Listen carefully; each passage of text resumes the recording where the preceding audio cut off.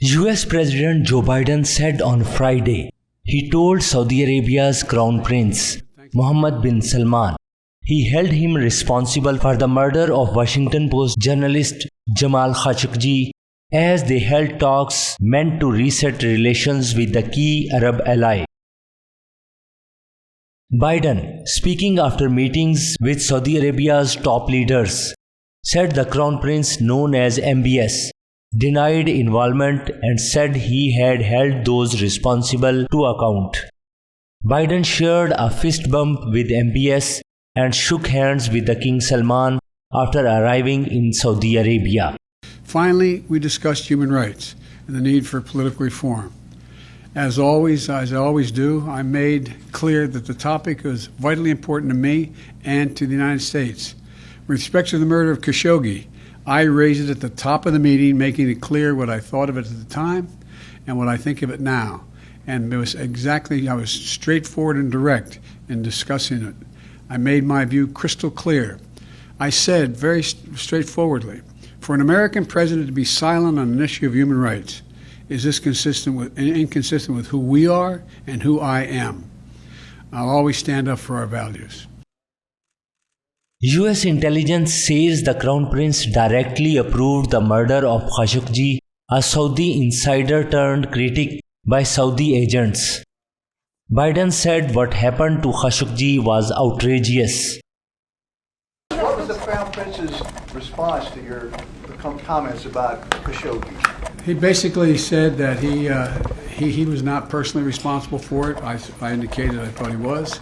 He said he was not personally responsible for it, and he took action against those who were responsible. And then I went on to talk more about how that dealing with any opposition to or criticism of the Saudi administration in other countries was viewed as, to me, a violation of human rights. We just heard from Jamal Khashoggi's wife, who said, after this visit, the blood of MBS's next victim is on your hands. What do you say to Mrs. Khashoggi? I'm sorry she feels that way. I was straightforward back then. I was straightforward today. This is a meeting, I didn't come here to meet with the Crown Prince. I came here to meet with the GCC and 9 nations to deal with the security and the needs of the free world, and particularly the United States, and not leave a vacuum here, which was happening as it has in other parts of the world.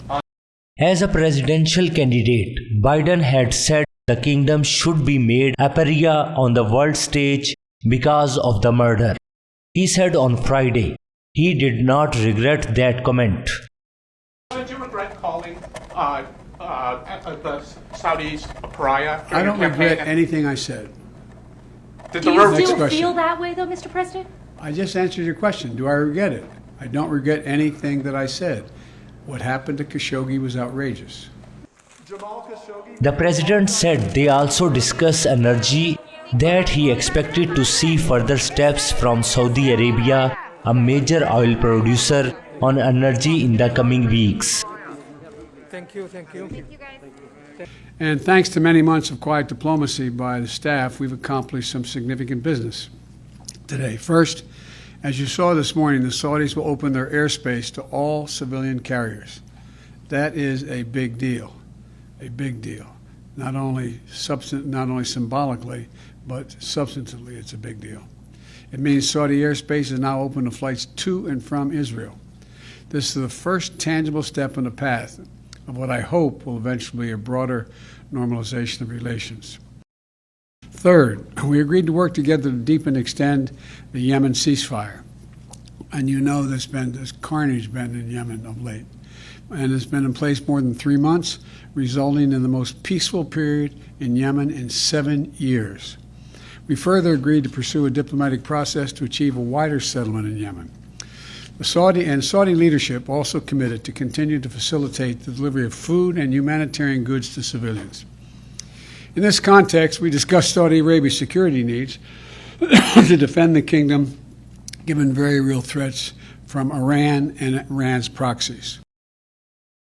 Saudi Arabia will also partner with us on a far-reaching clean energy initiative focused on green hydrogen, solar, carbon capture, nuclear, and other projects to accelerate the world's clean energy transition and to help the U.S.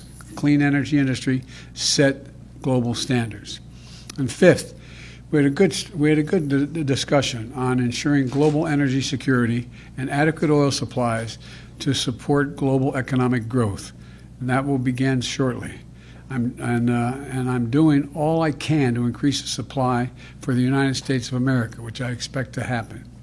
The Saudis share that urgency, and based on our discussions today, I expect we'll see further steps in the coming weeks. Energy and security interests prompted Biden and his aides to decide not to isolate the Gulf oil giant that has been strengthening ties with Russia and China. Tomorrow, with 9 leaders from around the region, we'll have more. One thing we will discuss is the multi-billion-dollar commitment of the GCC to invest in the Partnership for Global Infrastructure Investment, which I announced at the G7 last month, to help address infrastructure needs of low and middle-income countries who don't have the wherewithal to borrow the funds to meet the needs of their people.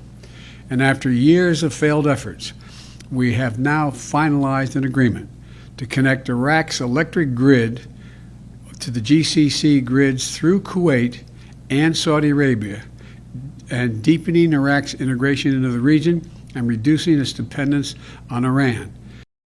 The bottom line is this trip is about, once again, positioning America in this region for the future. We are not going to leave a vacuum in the Middle East for Russia or China to fill, and we're getting results.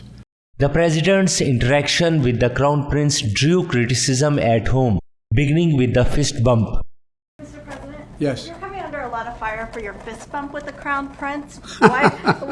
I just want to give you a chance to respond to that. But also, how can you be sure that another incident, another murder like Jamal Khashoggi's won't happen again? Well, God love you. What a silly question. How could I possibly be sure of any of that? I just made it clear, if anything occurs like that again, they'll get that response and much more. At the start of Biden's Middle East trip, officials said he would avoid close contacts such as shaking hands as a precaution against COVID-19. But the president ended up engaging in handshaking during the Israel leg of the tour. I am not going away. I'll use every power I have as president to continue to fulfill my pledge to move toward dealing with global warming. Thank you very Mr. much. President, is Joe Manchin negotiating in good faith? I didn't negotiate with Joe Manchin. I have no idea.